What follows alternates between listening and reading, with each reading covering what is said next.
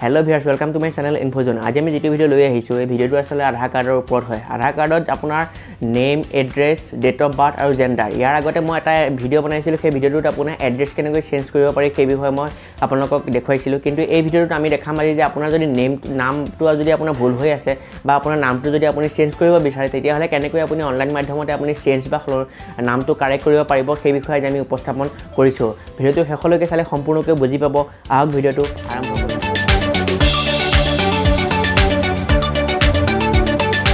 Name change কৰিবলৈ বা name correction কৰিবলৈ হলে আপোনালোকে uidai.gov.in এই ওয়েবসাইটটোত আপোনালোকে আহিব। ইয়াৰ লিংকটো মোৰ ভিডিও ডেসক্ৰিপচনতে পাই যাব। ইয়াতে আহি আপোনালোকে অলপ পেজটো স্ক্ৰল কৰিব। স্ক্ৰল কৰিলে আপুনি ইয়াতে দেখিব আপডেট আধাৰ বুলি এটা অপচন আছে। ইয়াতে চাওক এটা অপচন আছে আপডেট ডেমোগ্ৰাফিক ডাটা অনলাইন। এই অপচনটোত আপুনি ক্লিক কৰি দিব।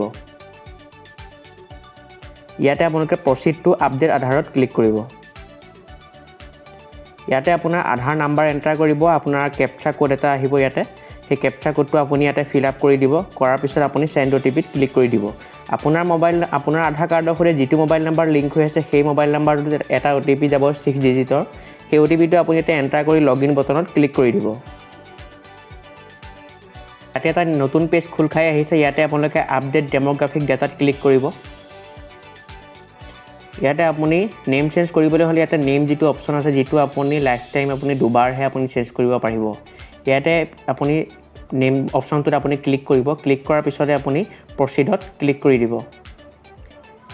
ইয়াতে এখন টাৰ্মছ এণ্ড কণ্ডিশ্যন আছে। ইয়াতে এইখিনি আপুনি পঢ়াৰ পিছত আপুনি yes I am aware of this অপচনটোত আপুনি বক্সটোত ক্লিক কৰিব। প্ৰসিডত ক্লিক কৰি দিব। ইয়াতে চাওক আপোনাৰ কাৰেণ্ট যিটো নেম আছে আধাৰত সেই নামটো আপোনাৰ ইয়াতে শ্ব' কৰিছে আৰু আপুনি যিটো নেম আপুনি চেঞ্জ কৰিব বিচাৰে নতুনকৈ সেই নেমটো আপুনি ইয়াতে এণ্টাৰ কৰিব লাগিব। ইয়াত যিটো হৈছে এণ্টাৰ ইয়ৰ কাৰেক্ট নেম এই কাৰেক্ট নেমত আপুনি ইয়াৰ নতুন যিটো নাম হয় সেই নামটো ইয়াতে আপুনি এণ্টাৰ কৰিব। এণ্টাৰ কৰাৰ পিছতে আপুনি ইয়াতে চাওক আপলোড ভেলিড ডকুমেণ্ট। ইয়াত আপুনি ডকুমেণ্ট চিলেক্ট কৰিব লাগিব। চিলেক্ট কৰি আপুনি আপলোড ডকুমেণ্টত আপলোড কৰিব লাগিব। ইয়াতে আপোনাৰ কি ডকুমেণ্ট নেম চেঞ্জ কৰাৰ কাৰণে লয় সেই ডকুমেণ্টখিনি ইয়াতে আপুনি চাব পাৰিব। ইয়াতে চিলেক্ট অপশ্যনটোত ক্লিক কৰিলে আপুনি সেই গোটেইখিনি ডকুমেণ্ট চাব পাৰিব।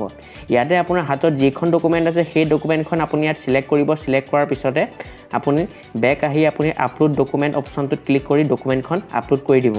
ডকুমেণ্ট আপলোড কৰাৰ পিছতে আপুনি প্ৰিভিউ অপশ্যনত ক্লিক কৰিব। প্ৰিভিউ অপশ্যনত ক্লিক কৰাৰ পিছত ইয়াতে আপুনি আপোনাৰ ডিটেইলছটো দেখা পাইছে। ইয়াতে চাওক আপুনি যিটো নেম কাৰেক্ট কৰিবলৈ দিছে এপ্লাই কৰিছে সেই নেমটো আপুনি ইয়াতে চাব পাৰিছে। ইয়াতে আপোনাৰ যিখন ডকুমেণ্ট আপুনি আপলোড কৰিছে সেই ডকুমেণ্টখিনি ইয়াতে আপোনাৰ শ্ব' কৰিছে। তাৰপিছতে আপুনি ইয়াতে এই যিটো কেপচা কোড আছে কেপচা কোডটো আপুনি ইয়াতে ফিল আপ কৰিব। ফিল আপ কৰাৰ পিছতে আপুনি সেন্ড ওটিপিত ক্লিক কৰি দিব। আপোনাৰ আধাৰ কাৰ্ডৰ সৈতে যিটো মোবাইল নাম্বাৰ লিংক হৈ আছে সেই মোবাইল নাম্বাৰটোত আৰু এটা ওটিপি যাব। সেই ওটিপিটো আপুনি ইয়াতে এণ্টাৰ কৰিব। এণ্টাৰ কৰাৰ পিছতে আপুনি ইয়াতে আই হেয়াৰ বাই কনফাৰ্ম ডেট এই বক্সটোত আপুনি ক্লিক কৰিব। ক্লিক কৰি মেক পে'মেণ্ট অপশ্যনত ক্লিক কৰি দিব। মেক পে'মেণ্ট অপশ্যনত ক্লিক কৰাৰ পিছতে আপোনাৰ পে'মেণ্ট গেটৱেলৈ লৈ আহিব। ইয়াতে আপুনি আপোনাৰ পে'মেণ্ট কৰিব লাগিব। আপুনি এড্ৰেছ চেঞ্জ কৰিবলৈ হ'লে আপুনি টোটেল 50 ৰুপিজ পে' কৰিব লাগিব। আপুনি ইয়াতে ক্ৰেডিট কাৰ্ড ডেবিট কাৰ্ড আৰু নেট বেংকিং এই দুটা অপশ্যনে আছে। ইয়াতে আপুনি কাৰ্ডছ নহ'লে নেট বেংকিং যিকোনো এটা অপশ্যন চুজ কৰি পেলাই আপুনি পে'মেণ্ট কৰিব। পে'মেণ্ট কমপ্লিট হোৱাৰ পাছত ইয়াতে চাওক আপোনাৰ ট্ৰানজেকশ্যন ছাকচেছফুল ইয়াতে আপোনাৰ ষ্টেটাছ আপোনাৰ আহি গৈছে।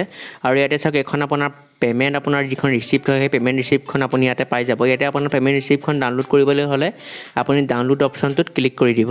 ডাউনলোড অপশ্যনত ক্লিক কৰাৰ পিছতে আপোনাৰ এইখন যিখন একনলেজমেণ্ট শ্লিপ হয় এই শ্লিপখন আপোনাৰ ইয়াতে শ্ব' কৰিছে। ইয়াতে আপুনি তলত আপুনি চাব পাৰিব আপডেট ৰিকুৱেষ্ট ডিটেইলছ যিখিনি আপুনি আপডেট কৰিবলৈ ৰিকুৱেষ্ট কৰিছিলে সেই ৰিকুৱেষ্ট ডিটেইলছখিনি ইয়াতে আপোনাৰ শ্ব' কৰিছে। ইয়াৰ আপোনাৰ এক্সিষ্টিং আৰু কানেক্টেড আৰু চেঞ্জটো এই গোটেইখিনি আপোনাৰ আগতে যিটো আছিলে আপুনি নতুনকৈ শুদ্ধ কি কৰিছে সেই ডিটেইলছটো আপোনাৰ ইয়াতে শ্ব' কৰিছে। আপুনি ইয়াতে কনফাৰ্ম কৰি এই যিখন শ্লিপ হয় শ্লিপখন আপুনি আপোনাৰ লগতে থৈ দিব। নেম আপডেট কৰাৰ 15 পৰা 30 দিনৰ ভিতৰত বাই পোষ্ট আপোনাৰ যিখন আধাৰ কাৰ্ড হয় সেই আধাৰ কাৰ্ডখন আপুনি ঘৰতে পাই যাব। নেম সলনি হ'বলৈ হ'লে আপোনাৰ 3 দিনৰ পৰা 30 দিনলৈকে আপোনাৰ সময় লাগে। সেই সময়খিনিৰ ভিতৰতে আপোনাৰ নেমটো চেঞ্জ হৈ যাব।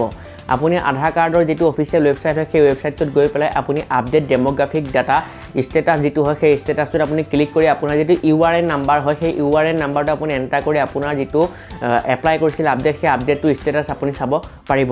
যদি ভিডিঅ'টো চাই ভাল পালে দেন লাইক কমেণ্ট আৰু শ্বেয়াৰ কৰিব আৰু চেনেলটো ছাবস্ক্ৰাইব কৰাৰ লগতে কাষতে থকা বেল বটনটো ক্লিক কৰিবলৈ নাপাহৰিব যাতে মোৰ নতুন আপডেটবিলাক আপোনালোকে পাই থাকে। ধন্যবাদ।